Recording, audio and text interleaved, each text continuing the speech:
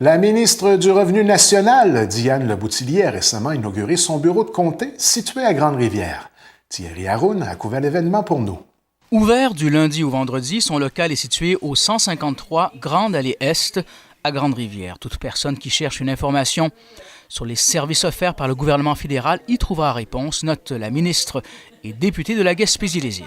Bien, écoutez, les gens ont accès aux services. Moi, j'ai Jérôme Lavoie qui travaille comme attaché politique. Fait que les gens qui ont différentes questions ou peuvent se présenter au bureau, peuvent appeler. Les heures d'ouverture, c'est du lundi au vendredi, de 8h30 à 4h30. Et on a même un numéro sans frais parce qu'on est un secteur aussi où il y avait des longues distances. Ça fait que pour pouvoir permettre à tout le monde de la population d'avoir accès au bureau.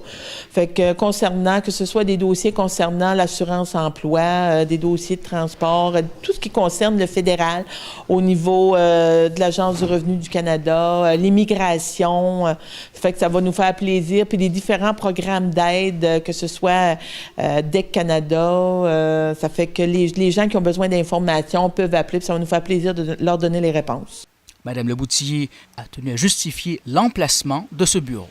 Grande-Rivière, pour moi, là, c'était l'idéal. Puis c'est aussi, c'est un petit peu plus près de mon domicile, donc ça m'évite de faire du voyagement parce que je voyage déjà beaucoup. Fait que c'était beaucoup plus fonctionnel pour moi d'être ici. On sait que le comté a été divisé d'une nouvelle façon, puis fallait donner un accès à Sainte-Anne-des-Monts. Donc j'ai aussi un bureau qui est à Sainte-Anne-des-Monts, qui est dans les bureaux de la MRC de la Haute-Gaspésie. Puis on a un bureau aussi qui est aux îles de la Madeleine. Donc 3 bureaux pour un comté qui est aussi grand que la Belgique.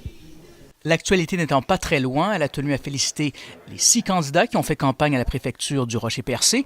Et elle se réjouit particulièrement que ce soit une femme, Nadia Minassian, qui a remporté l'élection. Oui, écoutez, je tiens vraiment à féliciter aussi tous les gens, là, les 6 personnes qui se sont présentées parce que c'est déjà toute une aventure de faire une élection.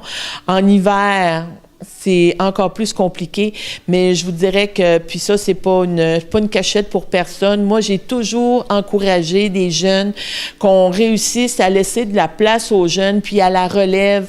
Ça peut juste être gagnant là, pour la MRC puis pour la région.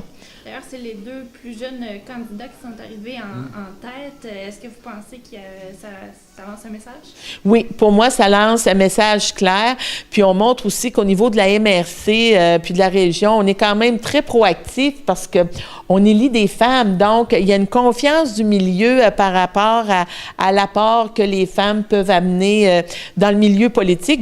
C'était Thierry Haroun pour TVCGR à Grande-Rivière.